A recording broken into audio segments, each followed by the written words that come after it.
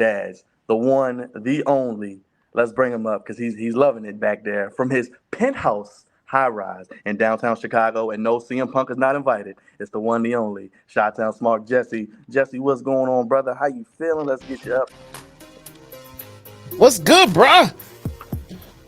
Gentlemen, thank you for having me. I had to make sure I brought my own theme music. I didn't want to be left out around here, man. So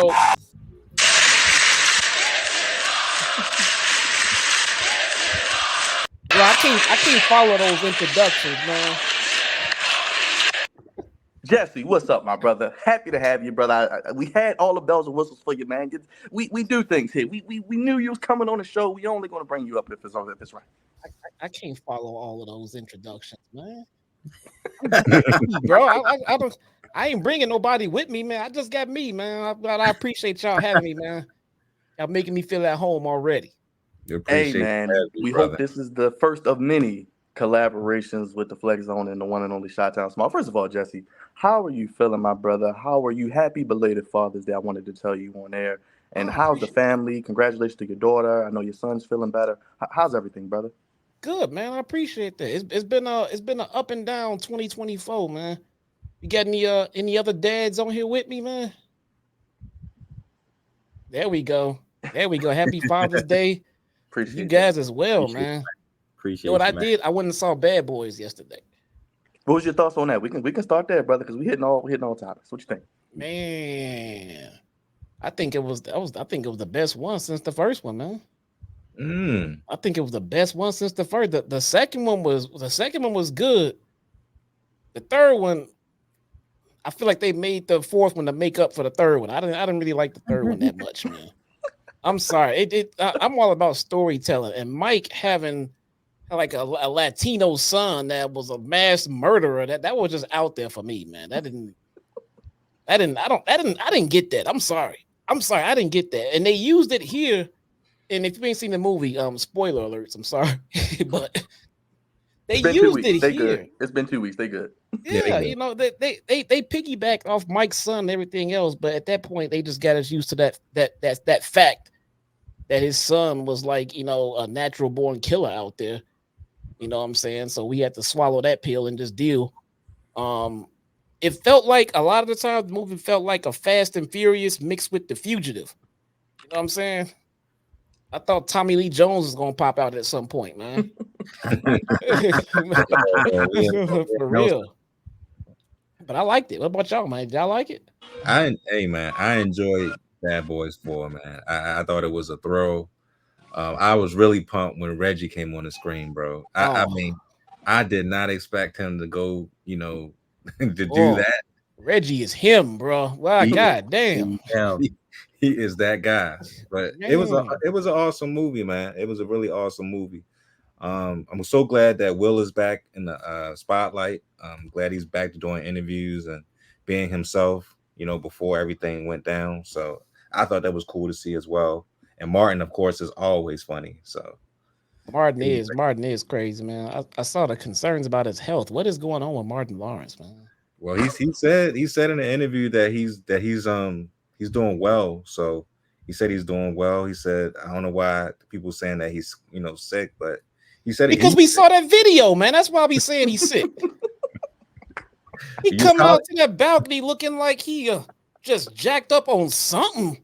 What is going on with Martin, man? He's man, I don't know, but he to his credit, I'll give him the benefit of the doubt. But you know it's Hollywood, Jesse, so you already know how they like the mask stuff over there. It looked like they had to drag him out there like Weekend at Bernie's, man. It like he was half dead.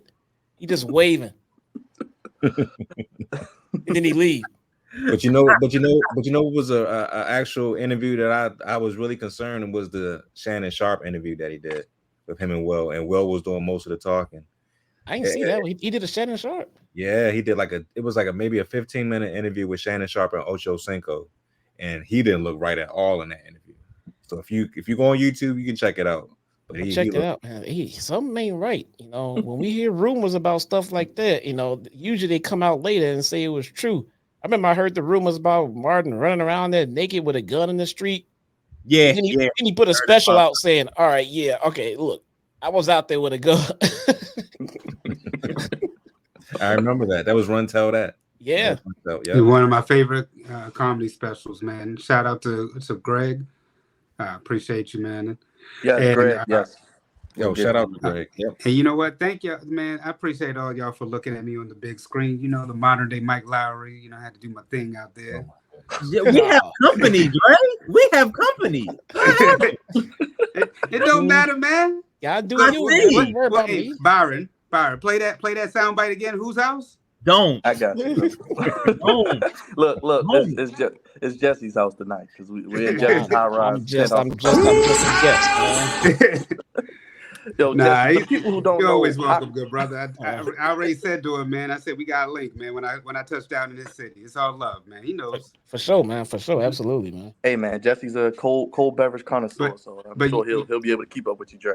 But you know what though, I appreciate him saying though is about storytelling, and honestly, like I think, and sometimes in Hollywood we've gone away from that. With a lot of our series, with a lot of our movies, and even with the wrestling business, we've just gotten away from storytelling. And you even see like in the NBA, we're trying to make a big deal out of like little things, like nitpicking, like Jason Tatum's post conference interview about tonight's game. About saying this, we have one more game if we lose, and analysts are just trying to like really pull something out of that. So the art of storytelling is something that's really needed for our business. Jesse, I want to start at the beginning real quick. I know, everybody knows the rise you've taken over the past few years, but just your start, kind of your story, and I think it's very interesting how you kind of got into the YouTube thing and kind of got to where you are today. If you want to divulge a little bit and let the people know, how you came to be the Chi-Town Smart. No, man, it's an interesting question, man, because it's not really anything interesting behind it. I was at work. I worked for the railroad out in the city. I was doing like the overnight shift, man.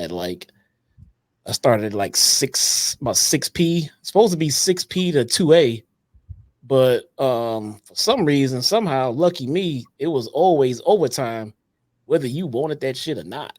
Word. It was called mandatory overtime. Sound like Amazon. Man, bro. I mean, and the money was sick, man. I mean, I was pulling in about 6 figures, but I wasn't never home. I wasn't never home, and I was always tired, man. And getting off work, 12 hours is 12 hours, but when you go to work and it's still, prime time, when you get off work, people starting to wake up for work, you feel like a zombie, man. You feel like a zombie. I be getting out of work at like 6 a.m. sometime, and it just don't feel right, But I did that for a few years. But the thing about it though, so what I was doing was I was driving a truck on the yard, so I had plenty of time to listen to just different podcasts and stuff like that. And I had just started getting back into wrestling, so I was just listening to different podcasts. And somehow, some way, I don't even know how, but somehow, some way, I ended up listening to one of JD's podcasts. And I was like, okay, I'll listen to it, maybe another one tomorrow. Because, I'm working like 5-6 days a week. I got plenty of time to listen to a lot of podcasts. Word.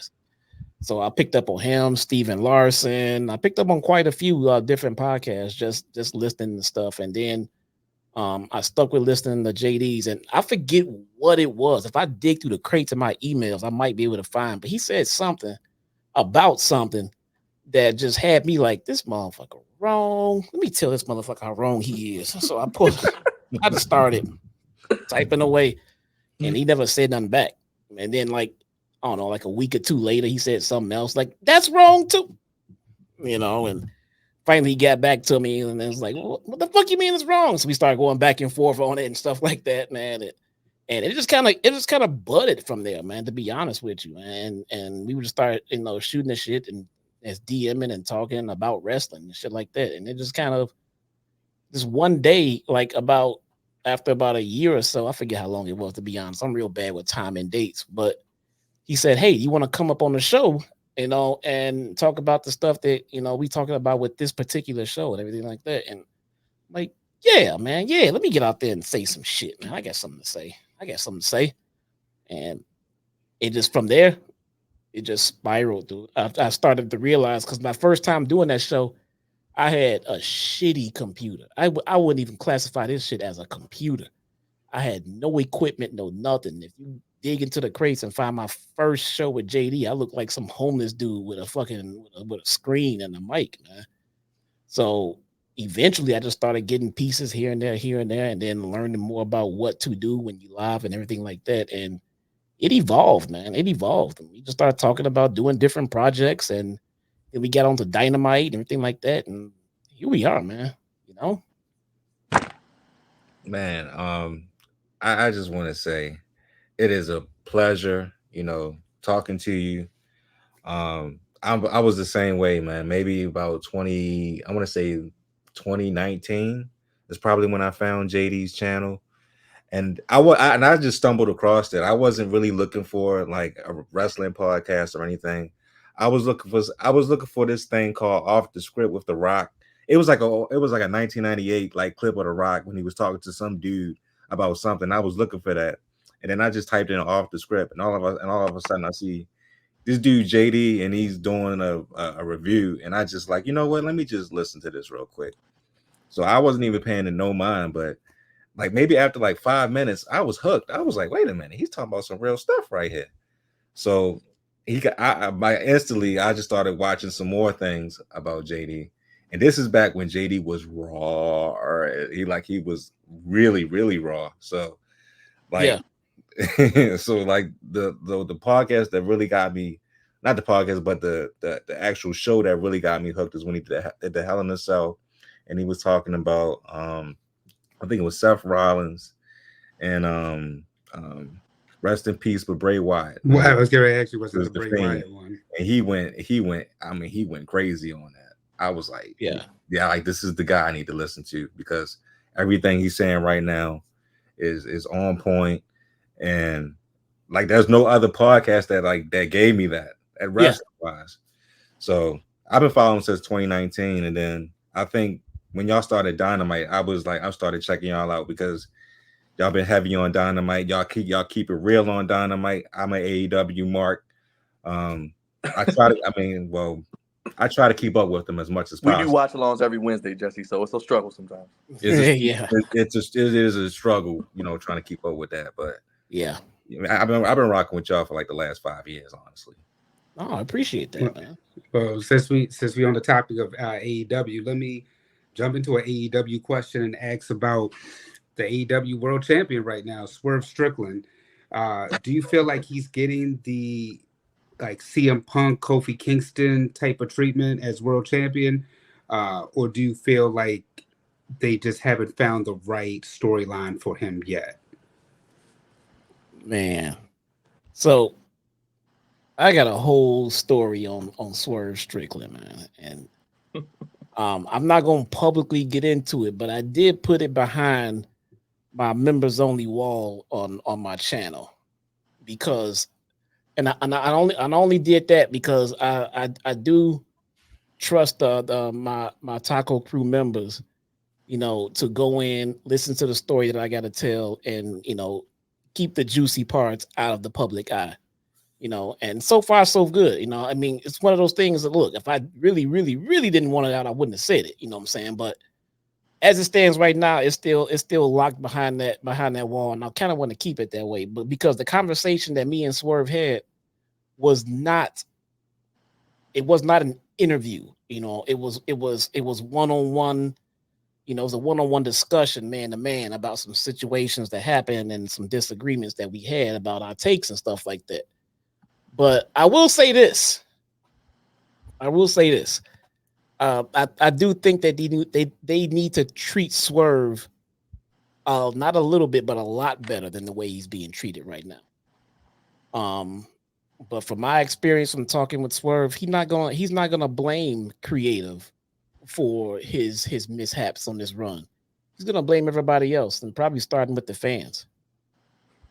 And it might sound crazy, but I only say that because, like I said, I had a nice 15-20 minute discussion with the brother about some stuff that, again, we didn't see eye to eye on. But at the end of the day, we left with a handshake, a hug, and kind of a agree to disagree type deal. But my whole thing about it was about the way he was being treated with the first faction that he had with Tretch and Parker Boudreaux. I kind of shit on that stable because I thought it was a real shitty thing to do with Swerve, and he was bigger than that, than putting him with two dudes who weren't gonna never make it in this business, man. And if I felt that way, I'm pretty sure others did. And he kind of defended it. You know what I'm saying? This is why I say he would blame the fans and not creative. He kind of defended that pairing, trying to explain to me how it did make sense and how it should work out. I'm like, well, where are they right now? He said one of them ain't in the company no more, and the other one just off TV. I'm like, well, how does that help you? You know what I'm saying? And this is, and I don't, and see, Swerve listens to our show, and when he listens to it, he'll take what we say and take it personal. And no matter how often we say it's not about Swerve, it's about creative and how they're using them. That's the part we got an issue with. He still take it as a personal attack on him, no matter what, and in a way we were defending Swerve. We were trying to get into management's ear, like, hey, you got a guy who needs to be the guy, but you're not treating him like the guy. You know what I'm saying? You treating him like someone who's sitting in a spot that you waiting to give to somebody else, but you got that man right in front of you. Swerve should be that guy. And I'm starting to see a lot of that booking right now as world champion. From the moment he stepped foot on TV, I started to see it. He didn't come out and get his flowers and do his ceremony of being world champion. He came out and did a match and then just went to a Collision on Saturday and then decided to talk. Like, him winning the world title was just that not important. You know what I'm saying? Like, this is his first world title in the company, and he just want to come out and have a wrestling match.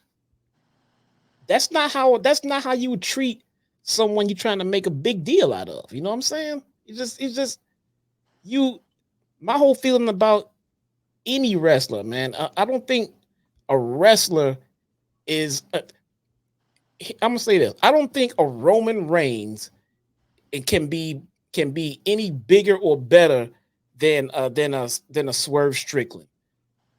I know who the biggest star is right now because one was pushed and projected and presented to the people as a star, and the other one was presented as, yeah, he won his world title, but we're gonna have him do an open challenge match, and then maybe we'll have him talk on Saturday. That tells me he don't care. If you don't care, why the fuck should I care? Well, let me follow that up, because actually, the hair that I actually have is actually inspired by Swerve Strickland. So he's made an impact on me as far as watching the AEW product. And you're right. I could think of some champions off the top, like who won their first title, like Jeff Hardy, and how he was really celebrated in WWE.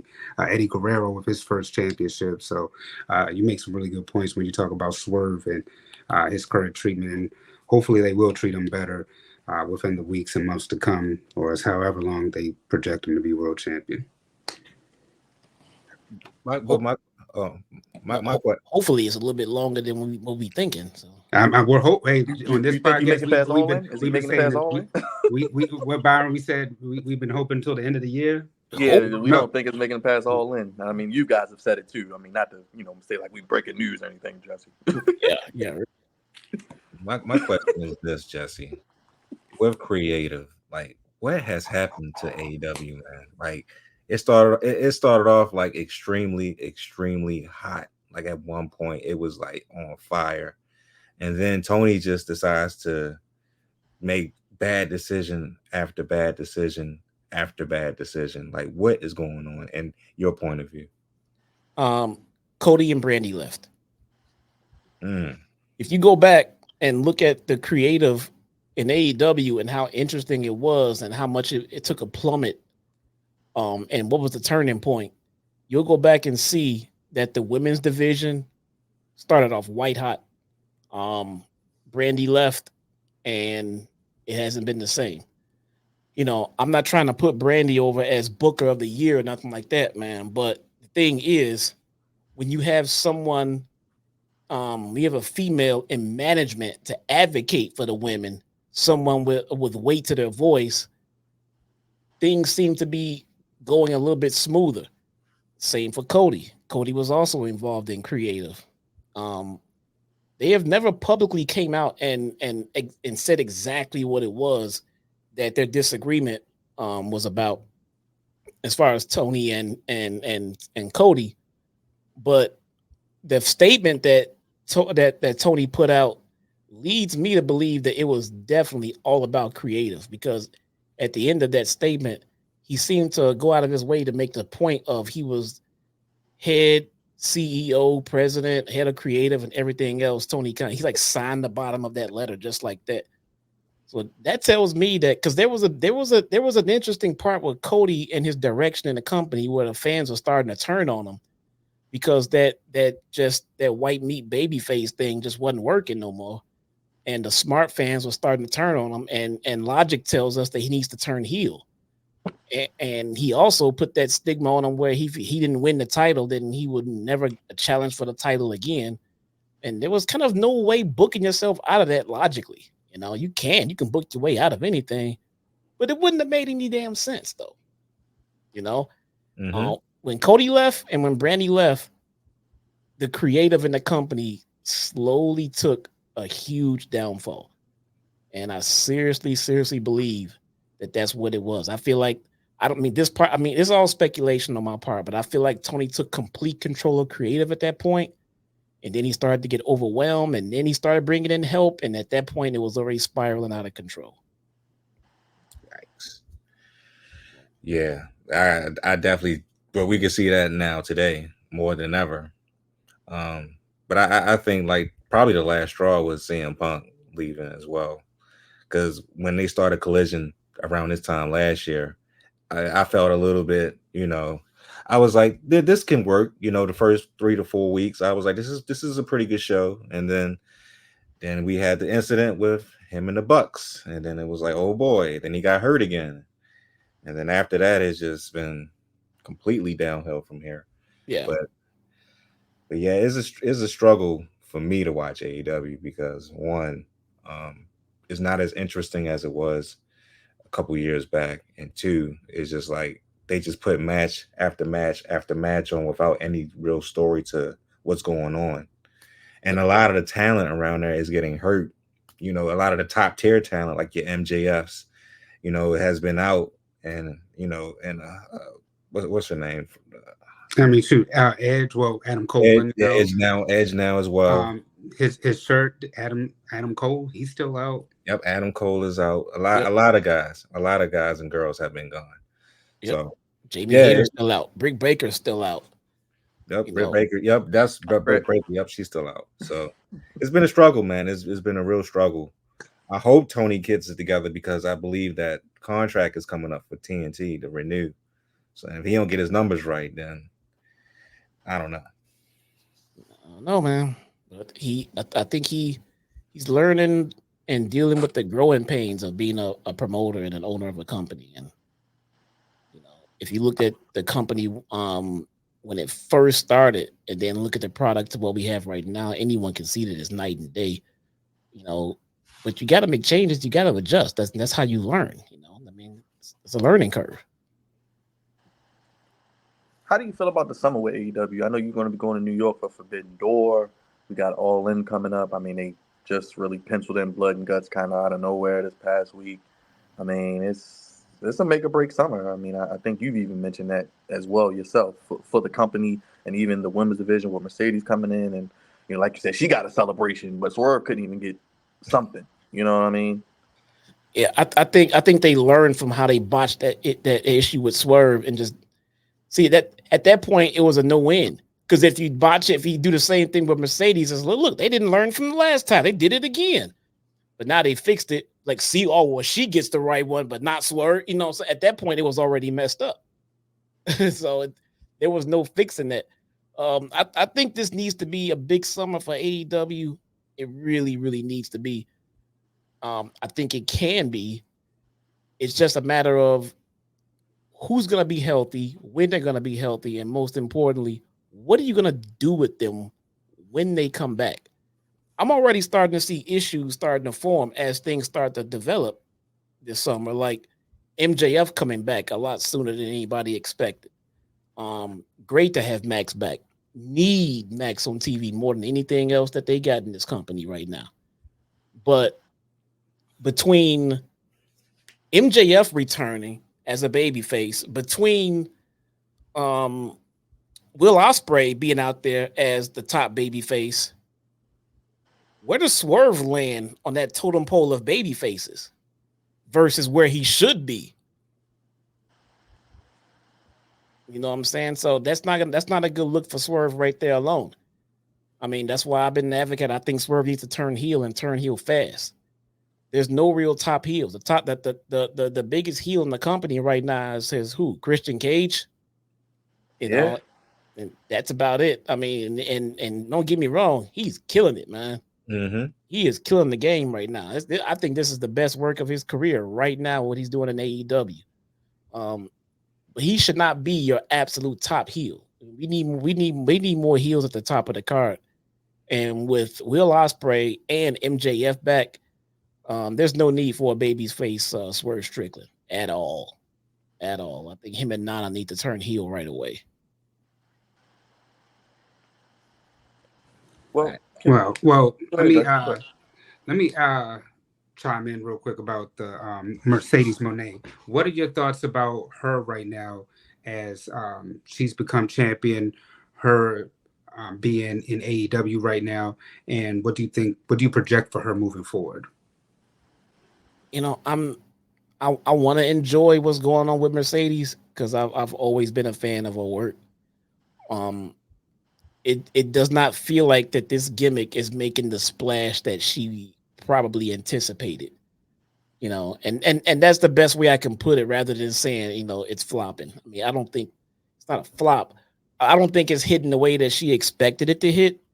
It's just it's coming off a little forced and weird and awkward. There's times I don't even know if she's a baby face or a heel.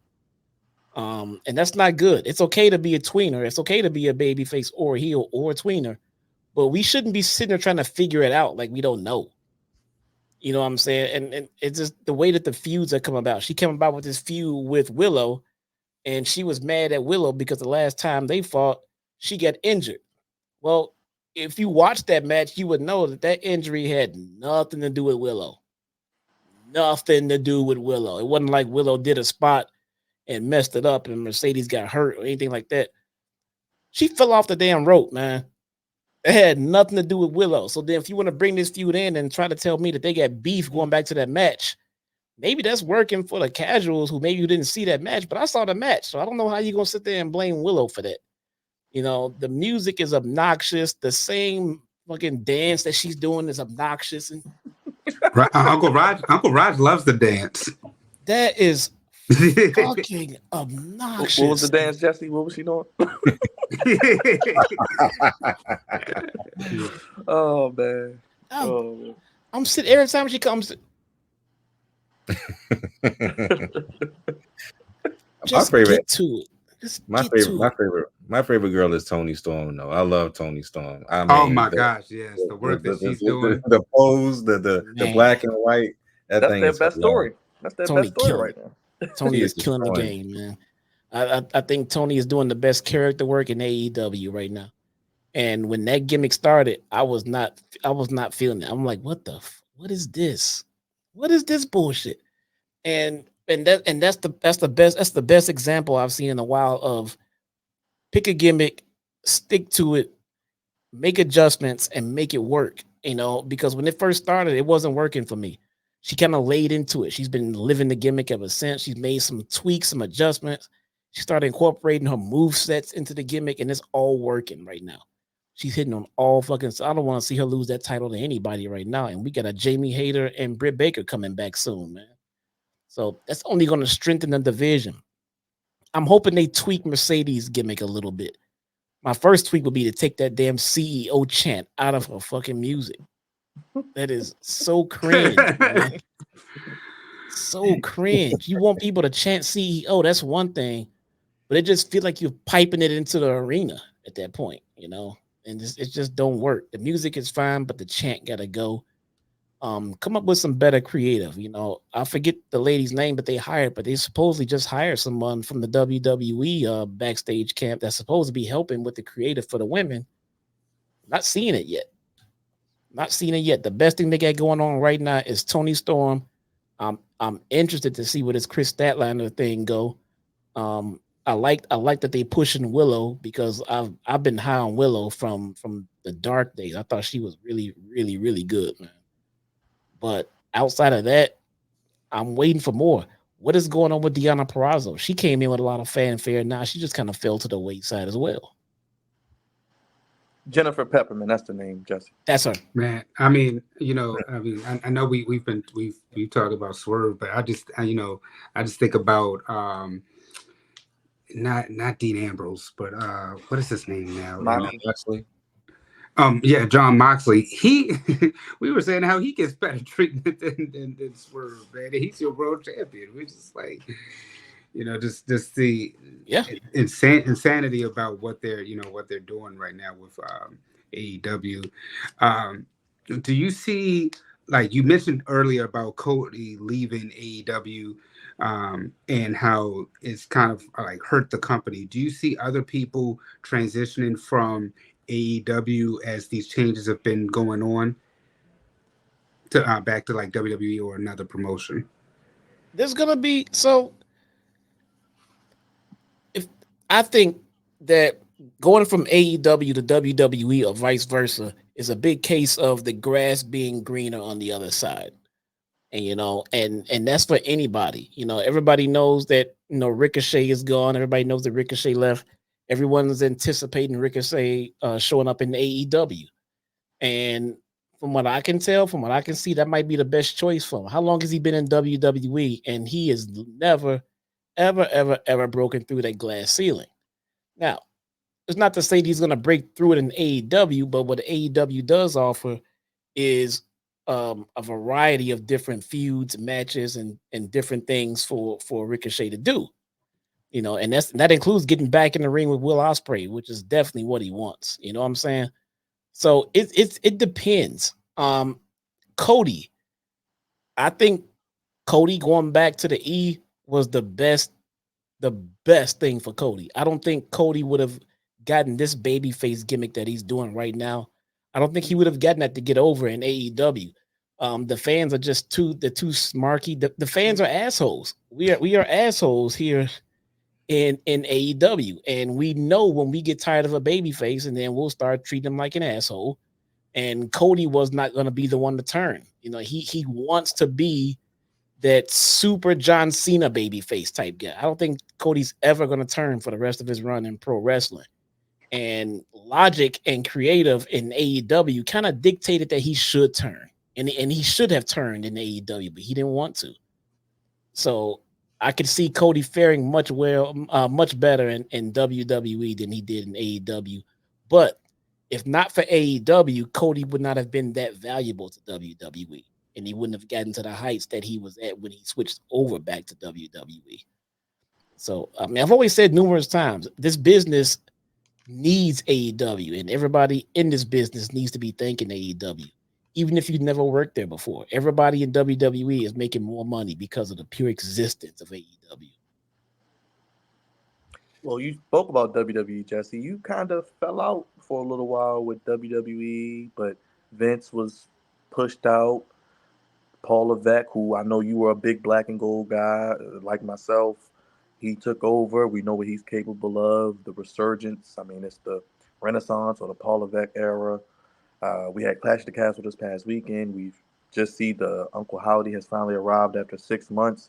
How are you feeling with WWE right now, man? I mean, like Cody, the whole Cody AJ feud looks like he's going to be intertwined with the Bloodline again. A lot of moving parts in WWE. So WWE is I mean, they're very well known for just kind of phoning it in after WrestleMania. Because after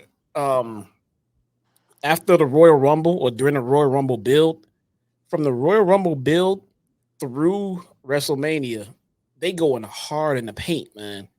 I mean, the travel, those extra house shows and just more story and just they go real hard in the paint doing the WrestleMania build, promotion, everything. After WrestleMania, they kind of take a break, and they do. It's not as much going on, there's less travel, the storylines are not as juicy as they used to be.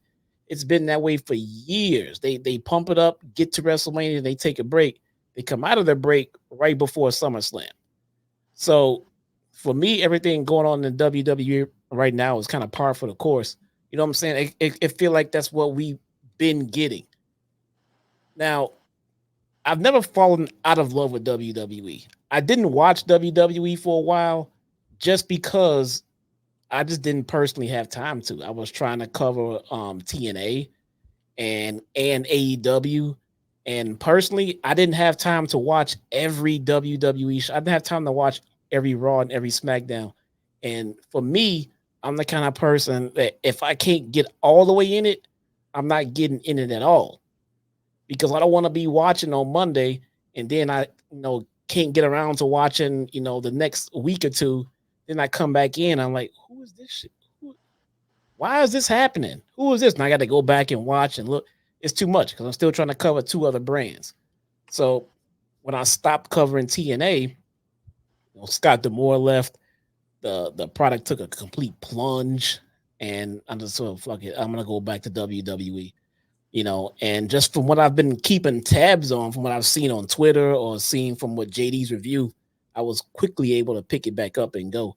I was never down on I was down on WWE a long time ago during the Super Cena era. That's when I stopped watching altogether.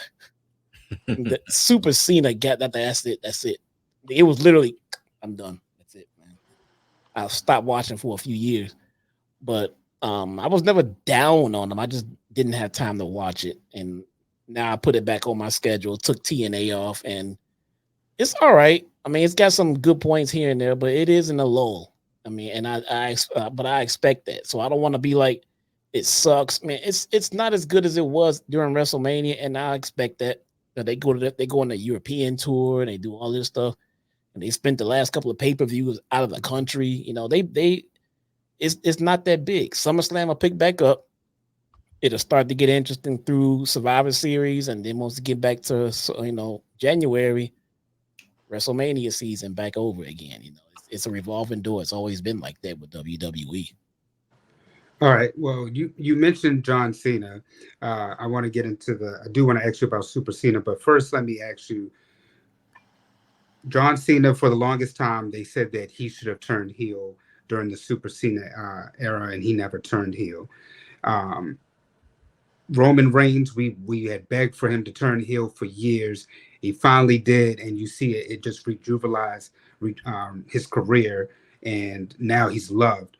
Do you feel like there's anyone right now on that cusp of being a fan favorite? Maybe they should turn heel to kind of get themselves back on track. I don't see anybody following that exact same pattern, because you're right. When the Super Cena era was happening, everybody was wanting him to turn heel. I was saying then that if this dude just turned heel for a little bit, it'll give us a refresher, but he wouldn't do it. Then Roman came along. This dude just turned heel a little bit. It'll be a refresher and it'll get back on. Then he did it, and it's exactly the result that we thought we would get. So Cena didn't do it. I mean, it worked out for him. I don't think Cena got the hearts of the fans back until he was pretty much a part-timer and on the way out. At that point, we just kind of appreciated, what he did for the business and everything else. But I do think his in-ring career would have taken a more interesting turn had he turned heel like Roman did. And he could have always come back to babyface before he retired from full-time work. It wasn't going to be the end of the world, But there was only one reason that Vince didn't want to do it. There's only one reason. And it was money. It was money. John Cena was selling merch at a rate that Vince McMahon has never, ever, ever seen before, ever. And turning him heel, I mean, it would have put a dent in it. Would it have stopped it completely? No. But it would have put a severe dent in it because the little kids all want to wear the John Cena gear, man. That's a lot of money in merch, bro. It's true. That's true. With that said, and speaking of money, do you believe that The Rock will show back up this year, or do you think he might have to come back around WrestleMania next year due to his schedule and his latest injury? Yeah, I think the goal was to have him come back this year, but with that injury, we don't know. We don't know. That's going to depend on. That's going to the injury is going to dictate what he's going to do.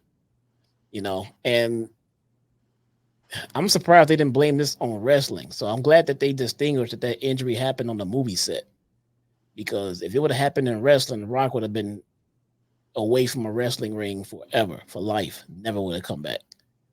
But it's gonna come down to that injury. If he can, I mean, it looked like they were trying to set something up for Cody at SummerSlam with him.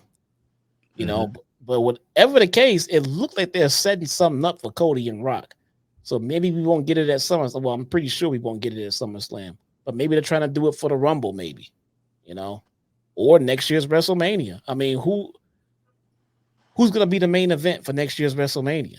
You know, Roman Rock, maybe. Roman's not back yet. It could be Roman Rock, but that's also gonna, you know, that's also gonna be, you know, on if Rock can come back. If Rock can come back, it can be Rock and Roman. So we don't know how bad that injury is, when he can come back. So, and if we getting Rock and Roman, then what is Cody doing? Yeah, good question. If Rock and Roman is headlining WrestleMania, that makes Cody feel like an afterthought by default. What about Orton? Orton, I saw Orton looking at the title. Maybe they'll get to them at SummerSlam. I don't know if we're gonna push Orton and Cody to WrestleMania though. Because that was the only issue that we've talked about on this podcast several times. We said it wasn't a matter of Cody finishing the story that we had an issue, because I watched JD had even talked about this too. It seemed like at first, like, yes, you want Cody to finish the story, but it went from him finishing the story to, like, when he finishes the story, what's next? And that's kind of like, I think that's where we're at right now that he's finished it, because Roman, you know, some fans were a little bit tired of the part-time schedule. They were tired of the bloodline, but we, you know, seeing Cody finish the story, then like now it's like, okay, what's next? Because usually after you have all this build up, there's still something kind of left over, like Daniel Bryan when he was finally able to get over, Shawn Michaels and the Boyhood Dream at WrestleMania. So usually, you know, afterwards we see it like a continuation, but Cody, it just feels like it's kind of stale now that he's finished the story, and it's like, what's next and who can he face? You know, it's I think this whole Cody run is falling under that thing where like the chase is more exciting than the capture, you know, because Roman's gone, The Rock is gone, you know, the Usos are, you know, still apart, you know, Jay is doing this fucking annoying yeet shit. I mean, I love Jay. You don't like when Pat McAfee be up there and the crowd be? No, man. I love Jay. I love the Usos. I've always loved the Usos, man.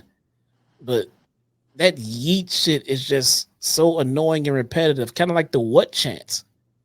You know, I mean, I didn't like the what chant. I mean, it's just dumb.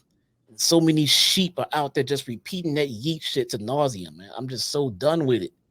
But I like Jay. You know, I like Jay. I like Jimmy.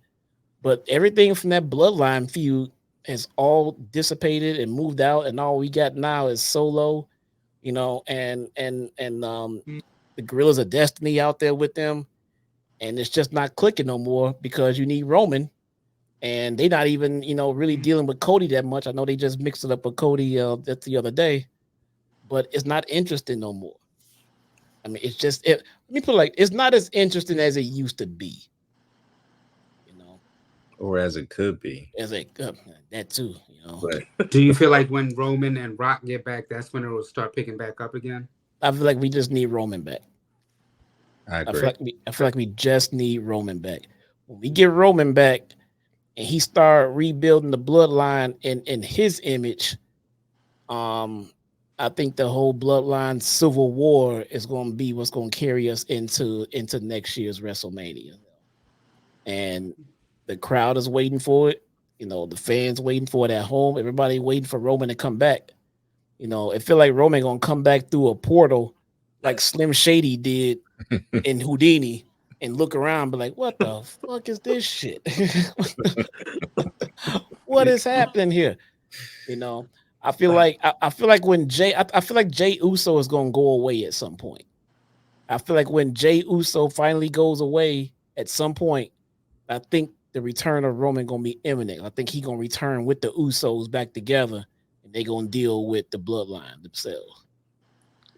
I wonder how they would even get him off. Maybe if they screw him at Money in the Bank and take him out like they did Jimmy. I'm not sure, but it'll be interesting, to see that. Yeah, I'm thinking Survivor Series. And right now, you're hearing the "We Want Roman" chants. Reminds me of back in the day when Sasha, "We Want Sasha" chants. Yeah, it's true, man. Let me. We were talking about NXT earlier. What are your thoughts about NXT and right now Trick Williams as the world champion over there? I do not watch NXT anymore. Dre's the only one that watches it. We don't. I'm with you because I don't. I do not. When Vince murdered it, I stopped watching, and they trying to resurrect it. You know, hats off to him, man. But I just don't care no more. Wait, what was I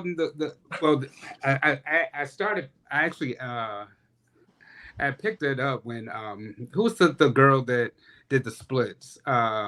Naomi? Nikita. No. Nikita.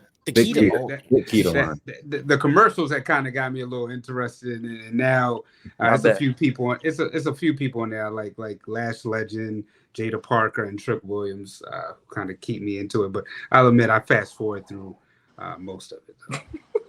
Yeah, I'm just not into it, man. I mean, it's just not interesting to me.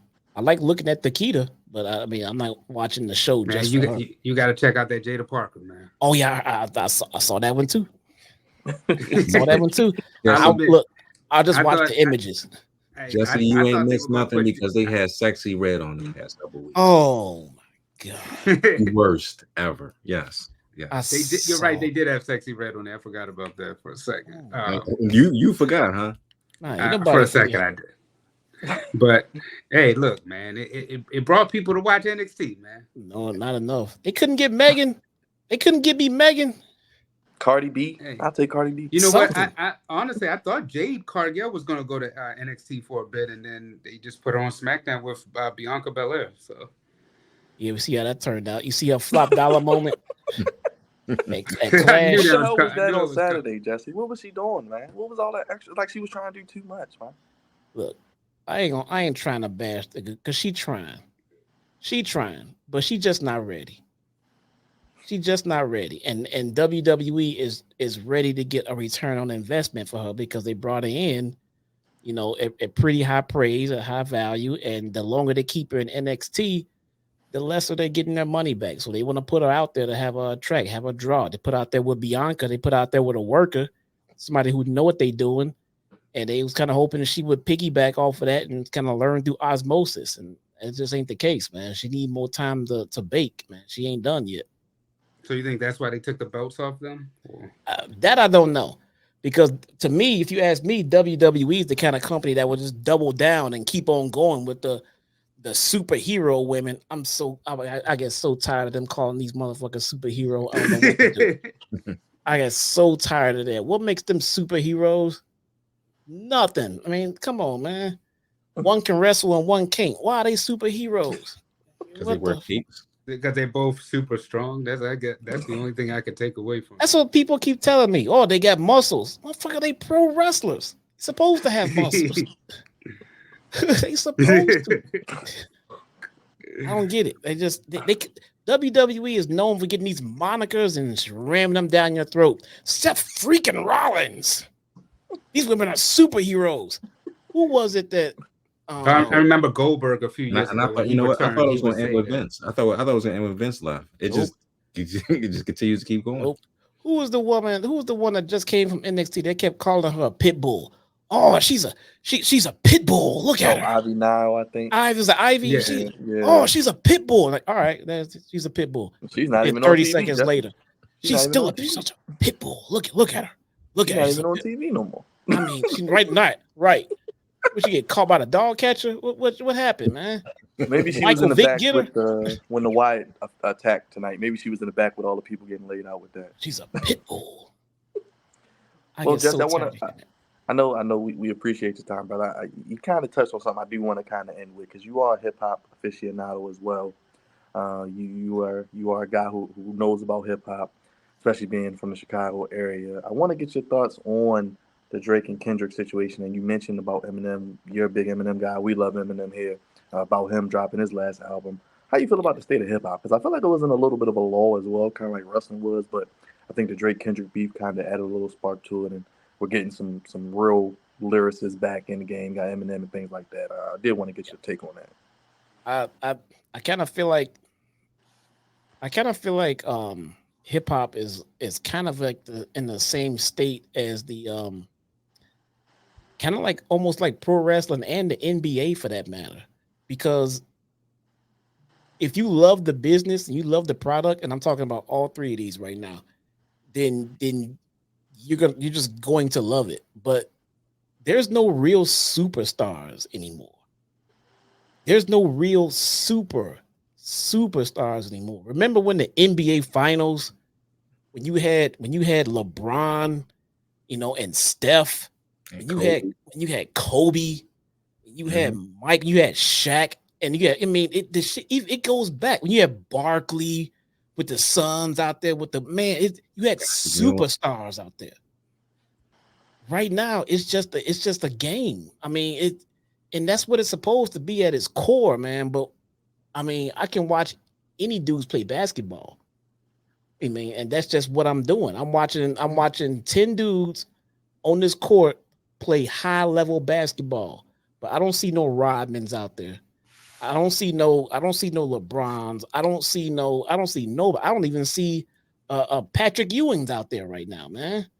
It's just not interesting because there's no characters. Draymond Green is like the closest thing to a character they get out there, man. And sometimes you need that. Sometimes you need that extra attraction to make it that much interesting, man. Because I want something better than Dallas is playing the Celtics. Go watch it. I want to see, we get LeBron versus Steph, two first ballot Hall of Famers. Who gonna get this ring? Who gonna get that ring? My shit was watching Kobe and the Lakers battle the Kings in the Western Conference Finals, man. You remember those fucking games, man? Yeah, I do. Yeah, that was a couple of us here are Laker fans, man. Yeah, man. That's how you play ball. That's what I got it. Game 7. I got Lakers and the Kings in Game 7. Motherfucker, I ain't doing nothing else. I don't do nothing else. Get out of my way. Game 7, move. I'm calling off work. I ain't doing nothing, man. Now it's like the finals are on. All right, if I ain't doing nothing else, maybe I'll turn it on. Well, so you were saying interested in watching Raw over the finals. Watching Raw. Go ahead, Dre. You got the last question. Oh no, I just kind of wanted to piggyback off the question because you said the NBA, WWE. What was the other one? You said you feel like it's going through this transition right now. NBA, WWE, and music. So music. Okay. So yeah, I feel like they reaching back. So like if you go back and reach back, dig into the crates, you'll get your stars like Eminem, and you'll get shout out to Kendrick, man. Kendrick is I feel like Kendrick is bringing hip hop back to hip hop. He not catching the level of megastar, but I still appreciate what he bringing to the business because a lot of these dudes right now who getting 100 million streams and all this bullshit, I would never go out to the store. I would never go to Best Buy and buy a CD. I wouldn't. You know what I'm saying? And it's just not that good to me, man. I need like somebody who already an established star to come out, and that's like WWE digging up The Rock to put him in WrestleMania. Right. You know what I'm saying? You should be able to. By this time, you should have produced new stars for me rather than going up and digging up John Cena. People trying to get Austin back and Undertaker making an appearance, and it's good to see those guys, but what kind of condition are you leaving the business in if you got to go back to the old guys to get views? You know what I'm saying? I bet you the NBA would have loved to have the Lakers and LeBron in the finals this year. I think this was the first time they said in like years that you haven't had KD, LeBron, or Steph make an appearance. So yeah, it's not fun. Remember we had LeBron and D Wade and Chris Bosh on the same goddamn team. Yeah. It was like the Avengers in the NBA. It was fun. It was fun to watch, man. I wasn't no Heat fan, but I want to see these dudes play ball. Do you don't feel that way like with the NBA? I know. I mean, right now you have Luka in the finals, but you don't feel like maybe like an Anthony Edwards, a Giannis Antetokounmpo, a Joker, they might be the eventual faces of the NBA, just like in WWE. You still have Roman and you still have Cody right there who can carry the load a little bit. I do understand what you're saying, bringing the old guys to help within the storyline, but you don't feel like those could be the guys right now. You just mean like the younger guys to kind of take over. You mean to like make that extra push? Imagine Joker in his prime going straight up with Hakeem Olajuwon in his prime. He would have walked all over his ass, man. It would even be funny. Now, shout out to Giannis. Giannis is my fucking guy, man. Giannis is a killer. And when I say like no superstars, and that's another thing. When I say no superstars, I ain't trying to take away from nobody's play on the court. It has nothing to do with that. These are all high level fucking players. I mean, this is the top 1% of basketball players on the planet. All right. So I understand that. They ain't trash, they ain't bums, but they ain't superstars, man. They not superstars. I can't name anybody in the NBA finals right now that would be half as interesting as Kobe in his prime, LeBron in his prime, Jordan. Don't even get me started. I mean, so it's just not the same. I understand that, not everybody going to be as good as these greats, but they brought more than what they could do on the court. They had star power, bro. They had star. Remember when Jordan just took over the world? Everything was Jordan. Everything Jordan. Jordan. You don't get that no more. You don't get that. Now go to a kid. Go to a kid right now in middle school on the courts playing ball and ask them who their favorite player is. See if they mention anybody that was in the playoffs late this year. What they gonna say? They gonna say LeBron. They gonna say Kobe. They gonna Trae say Young. Steph. They name different cats now. Yeah, you're right. I mean, it's not the same thing. I mean, so I don't expect the old guys to continue to stick around and make it interesting. I'm waiting for the new stars to come out, man. I'm waiting for the new breakthrough stars. And if you just give me Bronny and Bryce, you just rehashing LeBron at that point, man. Where are the new stars at? So look, I appreciate what they do in the court. I can't do that shit in the court, and I love playing ball. I can't do that. I'm not trying to say they need to do better. They playing just fine. Maybe it's the rules in the NBA. You can't do nothing. I mean, look at Draymond Green. He tried making shit interesting, and they made him a pariah. They probably threatened to ban the dude for life from the league. Dennis Rodman just did what he wanted when he wanted, and then showed up for the next game. Maybe 1 game suspension at most, but he didn't try to. Dennis Rodman wasn't in fear of being canceled either. Mm-hmm. You know what I'm saying? So Draymond do something, and he trending on Twitter, and Draymond he's a bully, and he's a this, he's a that. No, he not. Playing ball, man. He rough. He Bill Laimbeer. He Charles Oakley. That's what he do, man. It's kind of like you're saying right now in the WNBA, what they're doing. Man. I mean, that is going on right now. Same thing you're talking about. I saw the shit that's happening. I'm looking at it, and I saw like the replays and the highlights. I saw that shit, and I saw the people complaining. And my reaction was, why don't they just let these women hoop, man? Just let them hoop. Well, Caitlyn is getting bullied. Caitlyn is a big hot shot rookie with all kind of eyes on her, making her a target. So she got to go out there and earn the respect of her peers, bro. I'm sorry. She got all the respect from everybody else in the world, but she ain't earned no respect from her peers in the WNBA. If Caitlyn can ball, and from what I've seen, she can ball, then she's got to go out there and take her lumps and earn the respect of her peers, not go out there and cry about being bullied and shit like that. You a hotshot rookie in a new league. Earn your stripes. Earn your respect. I ain't seen nobody crying for Jordan when he had to go through the Jordan rules. Every time he go through the paint, he get put on his ass. I didn't see nobody crying for Mike. Facts. Shaq, Hacker Shaq.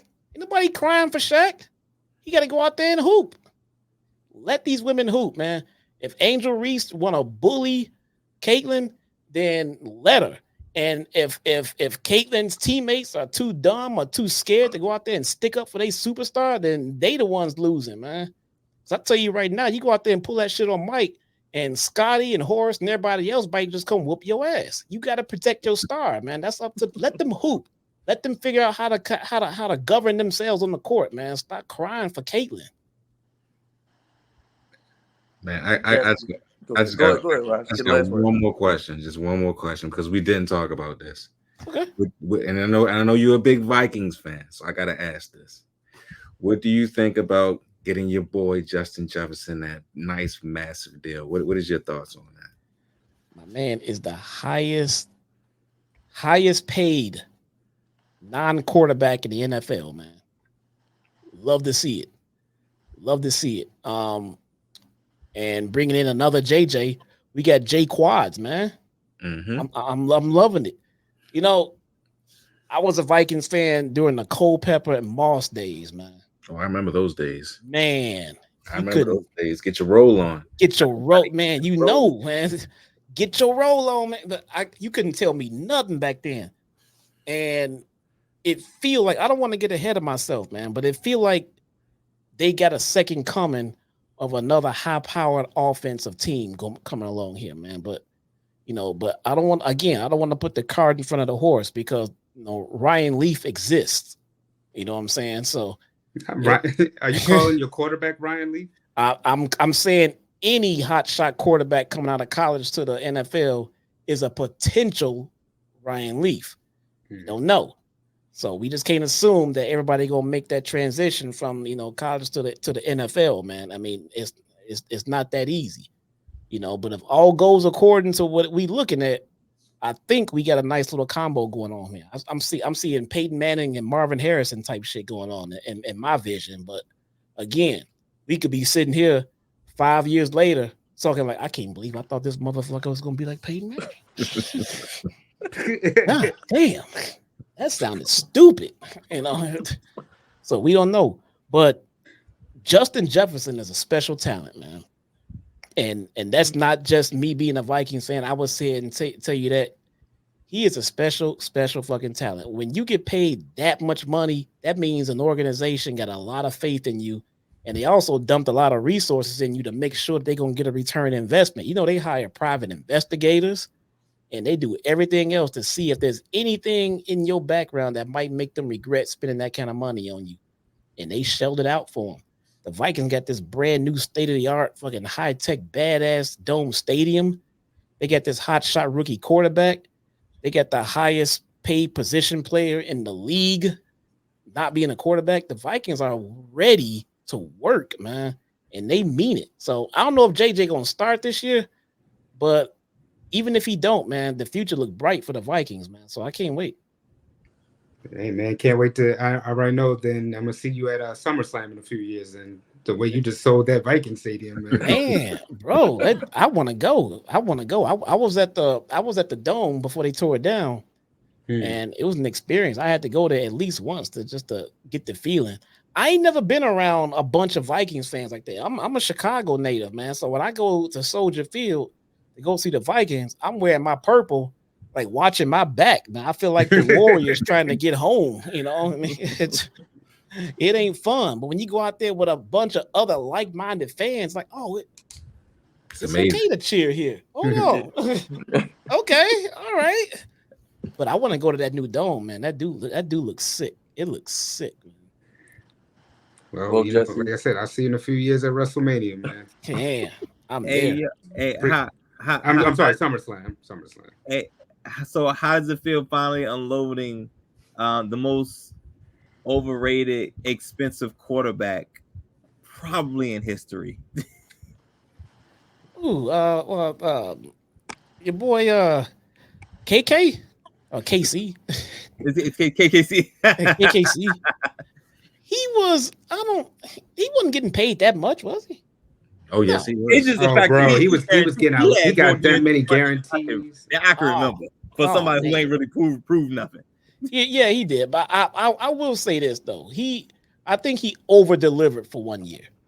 You know, I didn't expect him to come through like that. I think for one year, I think he just kind of just earned.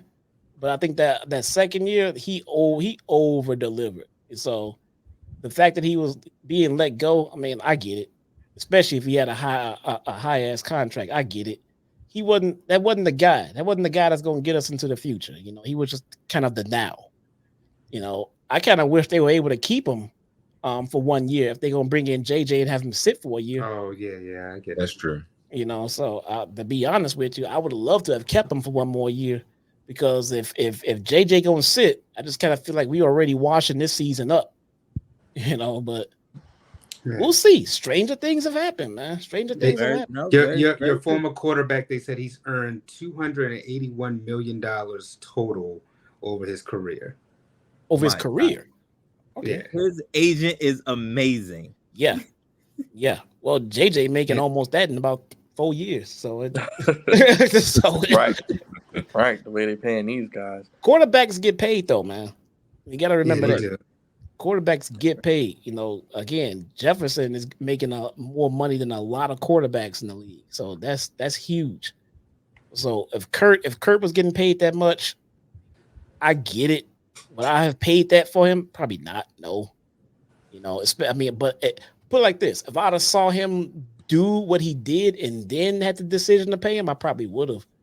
Because he wasn't a scrub. He wasn't a buster, man. I mean, he did better than I thought he would have. And he was a tough mofo too, man. He took some hits and got up. So, I don't know, but I'm glad they got a future. As far as the quarterback looks, I mean, I think Justin Jefferson is going to be the best receiver in the NFL for at least the next 2 or 3 years. So we'll see. That's true. What's the vibe in Chicago with Caleb coming to town? It ain't all that. I think with after Justin Fields, everybody's kind of like tempering those expectations. Like it's like the Justin Fields hype around the city was massive, bro. Massive. Yeah. And then it was just kind of like, oh man, it's like fucking like Jay Cutler all over again. Yikes. Yeah. So then Caleb coming in, I think they want to be happy, or they want to be excited, but they just kind of like want to wait and see. Like, let us throw some touchdowns. You know, we'll revisit this. We kind of like, you know, on guard at this point. But football right now in Chicago is not that hype because again, nothing to be hype about, man. But you think they should have kept Justin, or are you happy that they went the direction of Caleb? Well, I'm kind of happy they went with the direction of Caleb because I think that's going to be a better division for the Vikings to win. So I don't think they gave Justin enough help or time, but that's just me. Agreed. You know, I mean, I don't think he sucked. I mean, I just think help, time, development. Sometimes you have to mold your quarterback, man. You're not gonna have a ready-made, you know, dropped-in superstar. So, right on, Mark. Right on. You know? Nah, come on, yo.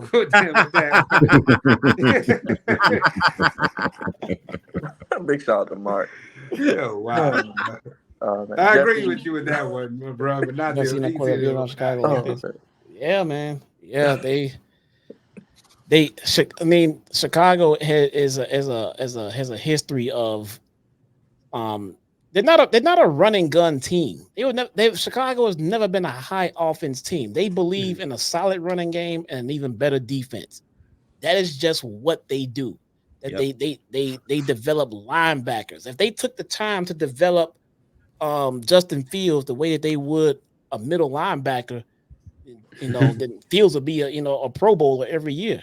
The Bears really believe in strong defenses and a solid running game. They are that kind of team.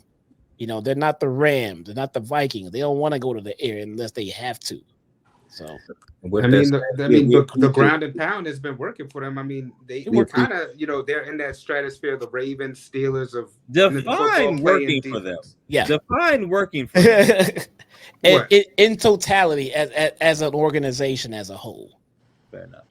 When they won, their one Super Bowl, they won it under that same pretense. They still celebrating them too. Still celebrating, man. What? As if it just happened. Yep, still celebrating. But they had the best defense in the league and the best running back in the league, and that's when they won it all. And as a Ravens fan, we appreciate the Bears for letting us have Roquan Smith. We love it. Over here. Yeah, the Ravens kind of live by that same ideology, man. They solid run game. They've actually tried to develop their quarterback. That's the only thing, though. Yeah, I think that was I had a lot of faith in Flacco too in my fantasy team. I'm kind of pissed off about that, man. Put in Lamar, man, not Fluco. Hey, be respectful. I'm loving Lamar. I'm loving Lamar, but I had Flacco as a keeper on my fantasy league. I was mad as hell, man. Garbage, bro. But what is it with Baltimore and elevators? What do y'all teach y'all running backs on how to treat women in elevators, bro? Wow. I just saw, matter of fact, I saw him about 3 months ago too. Oh, for real? Yeah, I ran into Ray. He's still in the area. Actually, fun fact, he just had a football camp this past weekend. Yeah, he still works out in this area and everything. Yeah. Oh, for real? I was just talking about Ray Rice with a friend of mine the other day, because you know what? This is the way we felt. I felt like Ray Rice was the first real victim. I hate calling Ray Rice a victim. I saw the video, but I think Ray Rice was the first real victim of cancel culture. I mean, I do, because I feel like that he messed up. He got in trouble. He went to the team and told them everything that he did wrong and everything that happened. And he was upfront and honest. And then the league levied their penalty and their suspension and everything else, and they were ready to move on. It wasn't until the video came out after the fact, the NFL went back and then changed his punishment and everything else. When the video, I would understand that if the video showed something different. The video showed every damn thing that he said. He didn't lie. He told them everything that happened, but now he saw the video, so now we got to do this. Cancel culture, man. And then that was also the first case of double jeopardy. So that's why he got all his money, but it was all kept under hush. But he won that case with the NFL because, like you said, I mean they punished him. I think it was 2, maybe 4 games, and then they just after that they were like, no, he can't touch a football ever again. Yep, they already punished him. He didn't do nothing extra, and he didn't lie. But they would rather eat that money than have the perception of, oh, we let him go, we let him off easy.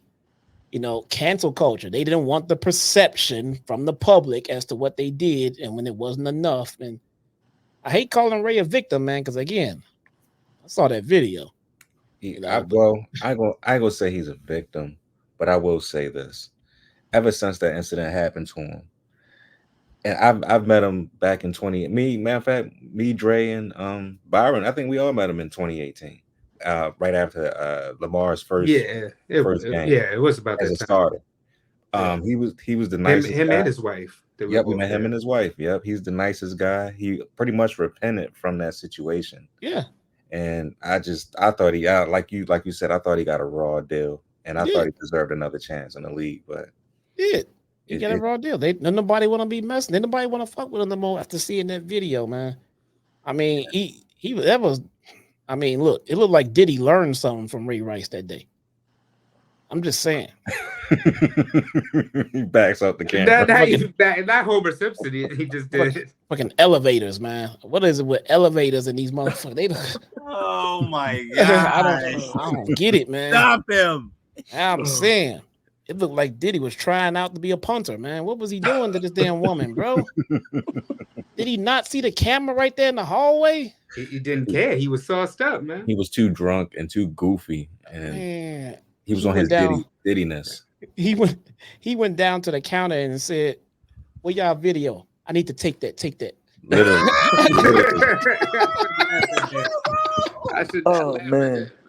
Oh man, Jesse, what you working on for your channel, brother? You've been gracious with your time tonight. What do you got working? I know you're cooking up some big things. You kind of alluded to when we were talking. How can people keep up with you, man? And anything else you want to plug before we get you out of here, man? Hopefully, you'll come back and see us real soon. Man, absolutely, bro. I mean, we can hook something up. I've got the time, man. I don't mind it at all. I enjoyed this, man.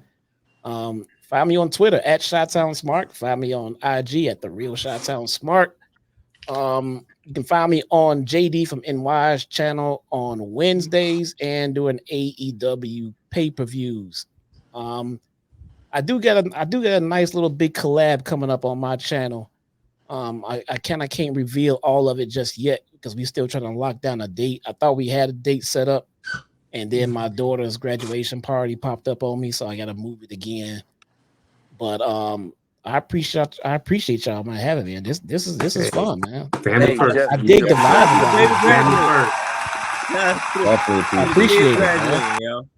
Hey, Jesse, we appreciate you, man. Thank you so much, man. No problem. When tune in to my review with JD on Wednesday, I'll make sure I will plug this show and this channel for everybody to hear, man. So appreciate it.